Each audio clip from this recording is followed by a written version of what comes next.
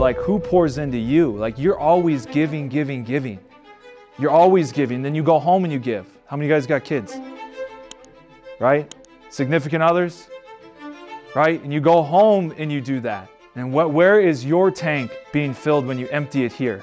So I just really respect you guys, and I really know that, all the coaches that I've been around in professional baseball and college baseball and high school baseball, I understand a fragment of the dedication that it took for them to be there, and how much of their heart that they gave, and how much it actually takes away from your family sometimes, because you get so occupied with what you're doing and giving. I had this thought the other day. I came home, I was with Sean, we were up in Ottawa, University Surprise, speaking to their baseball team on Wednesday, and I came home and I was just exhausted.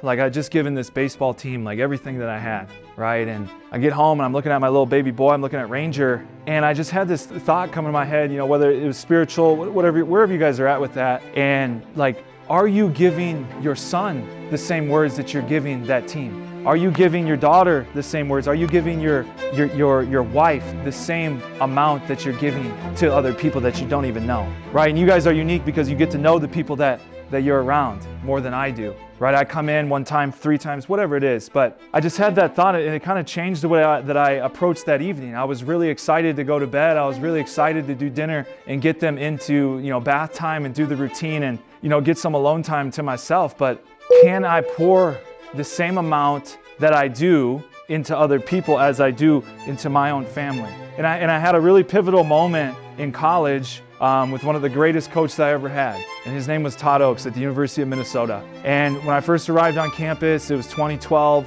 and I showed up for the 2013 season. I was bigger, I was stronger, and then boom, I get hurt. My true freshman year. Like 3 or 4 games into it, I had a little injury before I had my big injury down the road.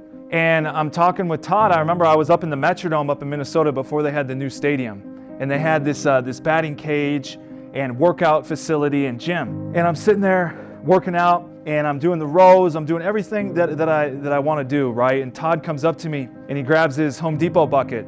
You guys seen the orange Home Depot buckets? Right?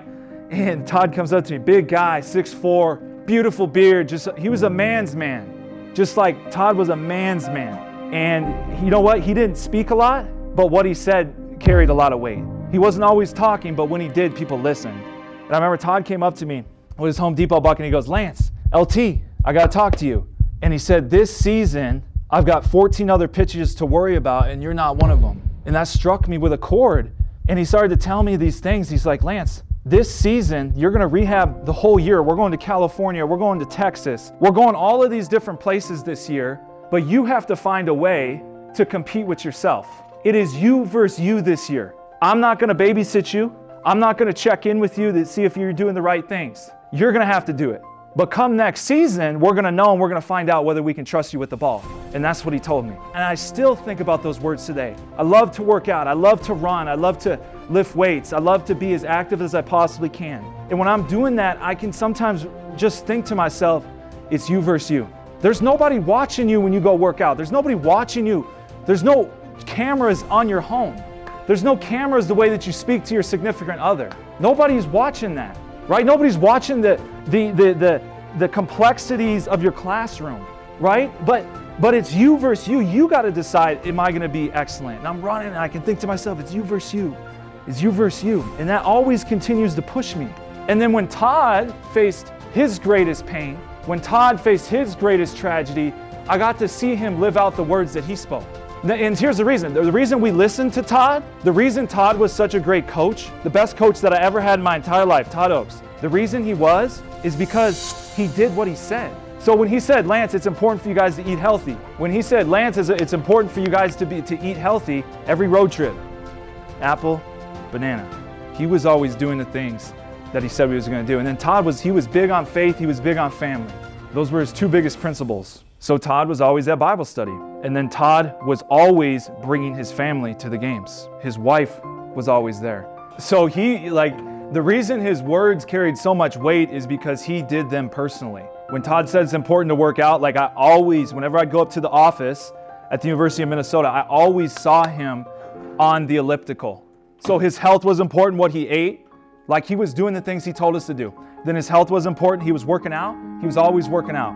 And then when he said faith was important, it was important. He breathed life over us. And like I said, he didn't always speak, but when he did, it meant something, right? And then lastly, his family.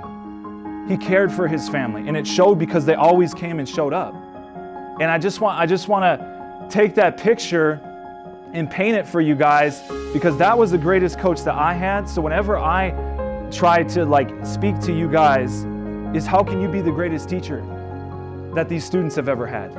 How do you get into a peak state? And I want to encourage you, you're beaten down. Like some of the things that they said to me, I've been here for an hour.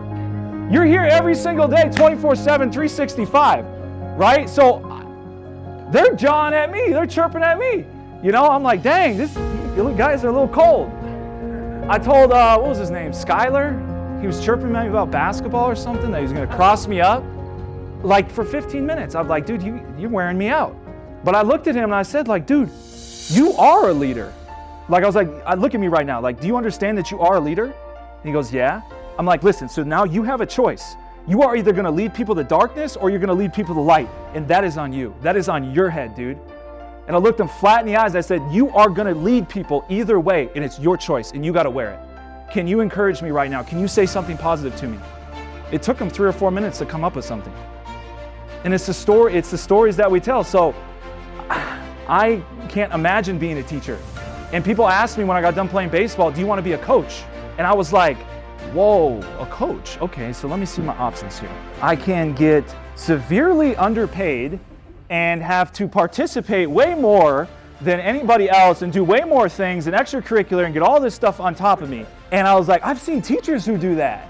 I don't know if I can be a coach, because I know how much time they put in outside of their working hours. You guys are the most underpaid and you have the biggest problems, right? Your pay does not match your problems, but also your pay does not match your purpose. Yes, you deal with significant problems, but your purpose is way bigger than what you guys are getting paid. Because Todd got sick. Todd got really sick in 2013 was the first time he got sick. And he got diagnosed with leukemia. And I remember that whole season, as soon as he got diagnosed with leukemia, this was his phrase. I'm telling you, he lived this thing. He said, why not me? Why not me get sick?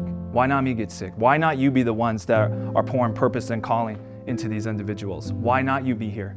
Why not you be in Holbrook? When I told people I was coming to Holbrook, they're like, where? You're going, what? What are you doing?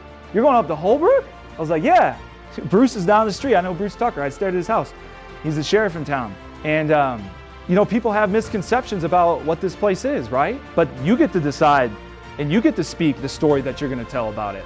When we had conversations, you spoke life about this place. How much potential that they have inside of them, if only they could realize it, right? And this is the incubator. What I heard and how kids get here and how they come here, sometimes it's not necessarily from the best circumstances, things that I could never fathom or imagine, and they're here. And now they're in this little bubble at school, right? Now they're here and we got them. Now what are we gonna do with that time?